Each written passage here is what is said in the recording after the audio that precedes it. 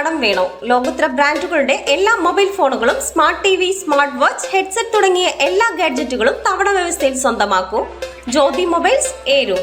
ഏരൂർ ഗ്രാമപഞ്ചായത്ത് 2026-27 സാമ്പത്തിക വർഷത്തെ വാർഷിക ബജറ്റ് അവതരിപ്പിച്ചു.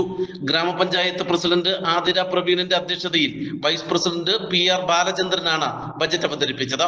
58,20,61,890 രൂപ വരവും 56,80,20,548 രൂപ ചിലവും 1,40,41,342 രൂപ മിച്ചവും പ്രതീക്ഷിക്കുന്ന ബജറ്റാണ് ഭരണസമിതിയുടെ ചർച്ചയ്ക്ക് അംഗീകാരത്തിനുമായി അവതരിപ്പിച്ചത്. നമ്മുടെ കേന്ദ്ര സംസ്ഥാന ഗവൺമെന്റ് ബഡ്ജറ്റിലും അതുപോലെ ധനകാര്യ കമ്മീഷൻ ഗ്രാന്റിലും അതുപോലെ തന്നെ നമ്മളെ റവന്യൂ വരുമാനവും എല്ലാം കൂട്ടിച്ചേർത്തുള്ള ഒരു എമൗണ്ടാണ് നമുക്ക് നമ്മുടെ പലവിധ വികസന പ്രവർത്തനത്തിന് വേണ്ടി നമ്മൾ ഉപയോഗിക്കുന്നത്. അതിൽ നിന്ന് ഏറ്റവും പ്രാധാന്യമായിട്ട് നമ്മുടെ പഞ്ചായത്തിനെ ബാധിക്കുന്ന രണ്ട് വിഷയങ്ങൾക്ക് ഒരു പ്രാധാന്യം കൊടുത്തുകൊണ്ടാണ് ഈ ബഡ്ജറ്റ് തയ്യാറാക്കിയിട്ടുള്ളത്. ഒന്ന്, നമ്മുടെ കാലഘട്ടത്തിൽ നമ്മൾ ലൈഫ് ഭവന പദ്ധതി, അതിനും ഏതാണ്ട് 400ഓളം കുടുംബങ്ങൾക്ക് ഇനി അത് നൽകാനുണ്ട്. അതിലും അത് പരമാവധി നൽകുന്നതിന് വേണ്ടി നമുക്കൊരു പഞ്ചായത്തിന് നമ്മുടെ കിട്ടിയ വിധത്തിന് എത്ര രൂപ വെക്കാൻ കഴിയുമോ അത്രയും തുകയും, അതുപോലെ തന്നെ നമ്മൾക്ക് സംസ്ഥാന ഗവൺമെൻറ് നടപ്പാക്കിയ വായ്പാ പദ്ധതി ഇവിടെ ഉപയോഗിച്ചുകൊണ്ട് പരമാവധി ആൾക്ക് ഭവന പദ്ധതി നടപ്പാക്കുന്നതിനുള്ള ഒരു പ്രവർത്തനം ഈ സാമ്പത്തിക വർഷം നടപ്പാക്കാൻ കഴിയും. അതുപോലെ കാർഷിക മേഖലയ്ക്ക് നമുക്ക് നല്ല പരിഗണന നൽകുന്നുണ്ട്. അതിനുപരിയായിട്ട് നമ്മൾ വിദ്യാഭ്യാസ മേഖലയ്ക്ക് നമ്മൾ എല്ലാ വർഷവും നല്ല പരിഗണന കൊടുത്തുകൊണ്ടാണ് ഈ വർഷവും അത് തന്നെ. അതിനുപരിയായിട്ട് നമ്മളെ LP സ്കൂളുകളിൽ പഞ്ചായത്തിന് വിട്ടിട്ട് LP സ്കൂളുകൾ നമ്മൾ പ്രഭാത ഭക്ഷണ പരിപാടിക്ക് വേണ്ടി നമ്മൾ 10 ലക്ഷം രൂപ നമ്മൾ ഒരു പുതിയ പ്രവഹിക്കുന്നുള്ളതിൻ്റെ നമ്മൾ മാറ്റിവെച്ചത്.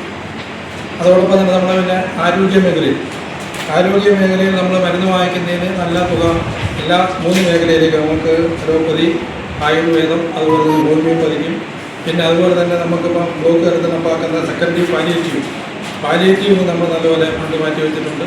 സെക്കൻഡറി പാലിയേറ്റീവിന് നമ്മൾ ഫണ്ട് മാറ്റി വെച്ചിട്ടുണ്ട്. അതൊക്കെ കഴിഞ്ഞ വർഷത്തിനൊക്കെ കൂടുതലായിട്ടുള്ള തുകയാണ് ആരോഗ്യ മേഖലയിൽ.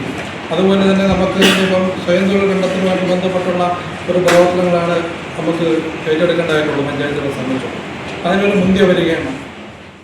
പഞ്ചായത്തിലെ എല്ലാ LP സ്കൂളുകൾക്കും സൗജന്യ പ്രഭാത ഭക്ഷണം നൽകുന്നതിനുള്ള പ്രഖ്യാപനം ബജറ്റിൽ നടത്തി. ഇതിനായി 10 ലക്ഷം രൂപയാണ് നീക്കിവെച്ചിട്ടുള്ളത്. നികുതിയേതര വരുമാനങ്ങളുടെ ചോർച്ച തടയുന്നതിനുള്ള പ്രവർത്തനം ഉണ്ടാകും. പഞ്ചായത്തിന്റെ സമഗ്ര വികസനത്തിന് ഉൽപാദന സേവന മേഖലകൾക്ക് ആവശ്യമായ പ്രാധാന്യം ബജറ്റ് വിഭാവനം ചെയ്യുന്നു. പശ്ചാത്തല മേഖലയിൽ റോഡുകൾ, കെട്ടിടങ്ങൾ, കലുങ്കുകൾ, നടപ്പാതകൾ എന്നിവയുടെ നിർമ്മാണം, നവീകരണം, ടാറിംഗ്, മെറ്റലിംഗ് ഉൾപ്പെടെയുള്ളവയ്ക്ക് ബജറ്റിൽ തുക വകയിരുത്തിയിട്ടുണ്ട്. തെരുവ് വിളക്ക് സ്ഥാപിക്കൽ, പരിപാലനം എന്നിവയ്ക്കും ബജറ്റിൽ തുക നീക്കിവെച്ചു. കാർഷിക മേഖലയിൽ നെൽകൃഷി, കിഴങ്ങ് വർഗ, സുഗന്ധവിള കൃഷി, വാഴ, പയർ കൃഷി ഉൾപ്പെടെയുള്ളവയ്ക്ക് തുക പ്രഖ്യാപിച്ചിട്ടുണ്ട്.